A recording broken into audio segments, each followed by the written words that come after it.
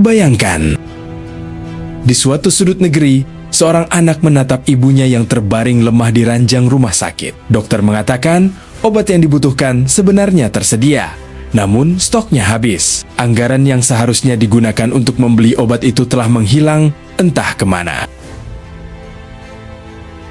Di tempat lain, seorang guru mengajar di ruang kelas yang hampir roboh. Atapnya bocor, dindingnya retak. Sementara itu, di layar televisi, terlihat pesta mewah, mobil-mobil super mahal, perhiasan bernilai miliaran rupiah. Dan semua itu dimiliki oleh orang-orang yang mengambil sesuatu yang bukan menjadi hak mereka. Maka muncullah satu pertanyaan yang terus berulang dalam hati banyak orang. Ya Allah, mengapa Engkau tidak langsung menghukum mereka? Mengapa mereka masih bisa tertawa? Apakah Allah membiarkan semua itu? Ataukah manusia hanya belum melihat bagaimana keadilan Allah bekerja?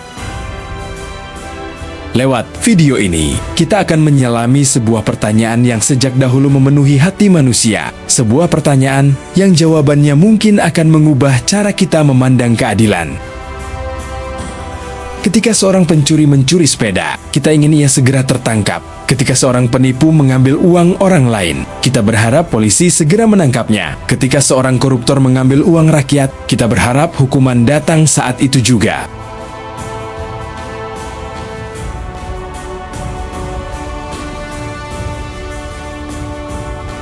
Itulah cara manusia berpikir, cepat, instan. Hari ini berbuat salah, hari ini juga menerima balasannya. Namun, Allah bukan manusia. Cara Allah menjalankan keadilan jauh melampaui logika manusia.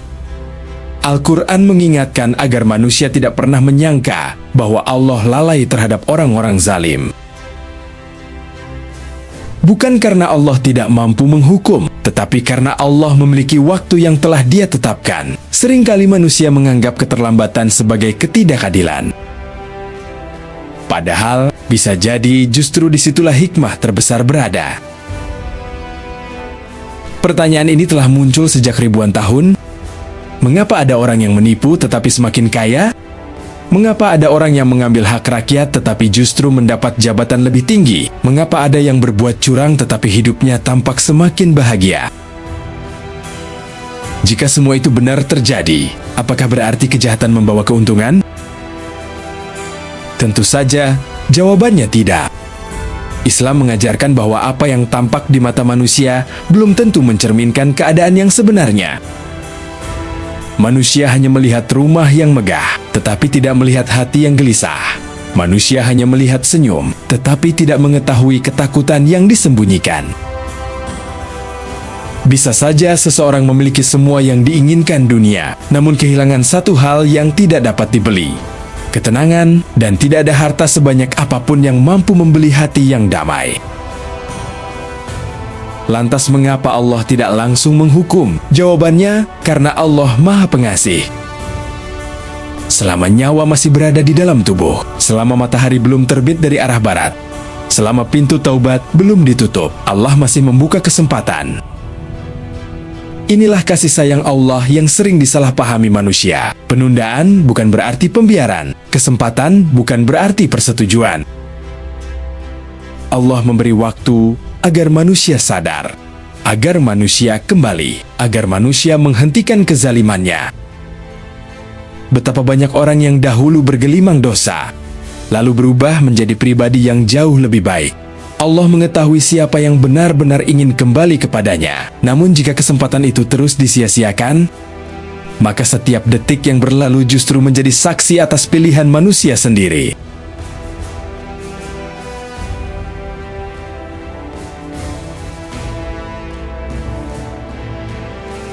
Ada satu istilah dalam ajaran Islam yang sering terlupakan, yaitu istidraj.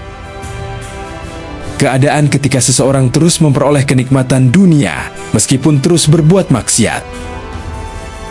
Ia merasa aman. Ia mengira keberhasilannya adalah bukti bahwa Allah meridhoinya. Padahal belum tentu demikian. Semakin banyak harta, Semakin tinggi jabatan, semakin luas kekuasaan. Namun semua itu justru membuatnya semakin jauh dari Allah.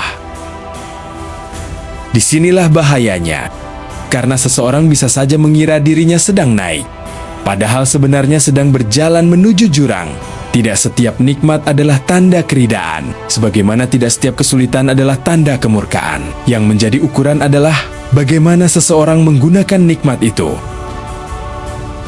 Manusia sering berpikir hukuman hanya berupa penjara, padahal tidak selalu demikian. Ada hukuman yang tidak bisa direkam kamera, tidak bisa dilihat media, tidak bisa menjadi berita.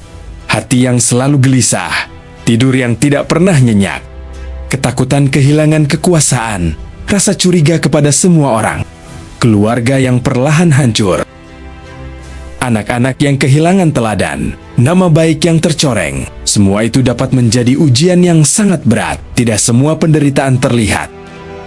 Sebagian justru terjadi di balik pintu rumah yang megah. Jika setiap orang jahat langsung dihukum, dan setiap orang baik langsung diberi hadiah, maka dunia bukan lagi tempat ujian, melainkan tempat pembalasan. Padahal Allah telah menjadikan dunia sebagai tempat manusia memilih. Memilih jujur atau curang, memilih amanah atau khianat, memilih mengambil hak orang lain atau menjaga kehormatan dirinya. Karena itulah, tidak semua balasan diberikan sekarang. Sebagian disimpan untuk hari ketika tidak ada lagi kesalahan perhitungan, hari ketika tidak ada hakim yang bisa disuap, hari ketika tidak ada saksi palsu, hari ketika semua anggota tubuh berbicara, hari ketika setiap amal diperlihatkan. Bayangkan, sebuah pengadilan. Tidak ada pengacara, tidak ada hakim yang bisa dipengaruhi, tidak ada kekuasaan, tidak ada uang. Yang ada hanyalah keadilan mutlak. Di sana, tangisan orang miskin akan didengar, hak anak yatim akan dikembalikan, air mata rakyat yang dizalimi tidak akan sia-sia. Semua akan diperhitungkan, tidak kurang, tidak lebih. Itulah hari yang dijanjikan Allah, hari ketika keadilan mencapai kesempurnaannya. Saat mendengar kata korupsi, kita sering membayangkan pejabat.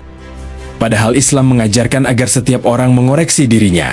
Apakah kita pernah mengambil sesuatu yang bukan hak? Apakah kita pernah memanfaatkan jabatan untuk kepentingan pribadi? Apakah kita pernah berbohong demi keuntungan? Apakah kita pernah mengabaikan amanah? Bisa jadi, korupsi besar berawal dari kebiasaan kecil yang dianggap sepele. Kejujuran tidak dimulai dari jabatan tinggi, tetapi dari hati yang takut kepada Allah. Jadi, kenapa Allah tidak langsung menghukum para koruptor?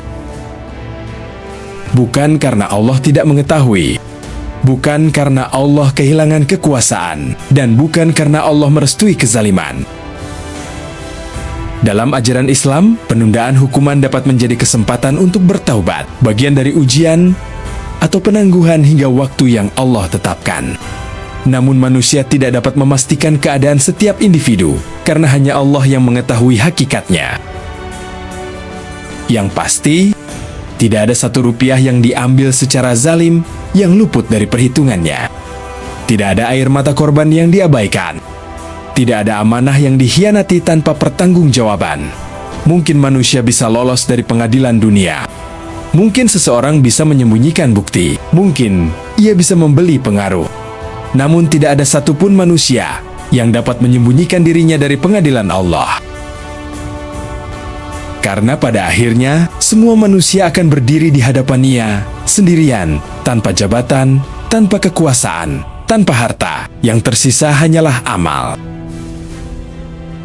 Maka sebelum kita sibuk menunggu kapan orang lain dihukum, marilah kita memperbaiki diri, menjaga amanah, menjauhi segala bentuk kezaliman, dan memohon kepada Allah agar diteguhkan di atas jalan yang benar.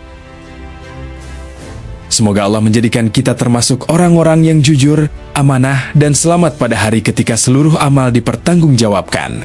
Wallahu alam bisyawab.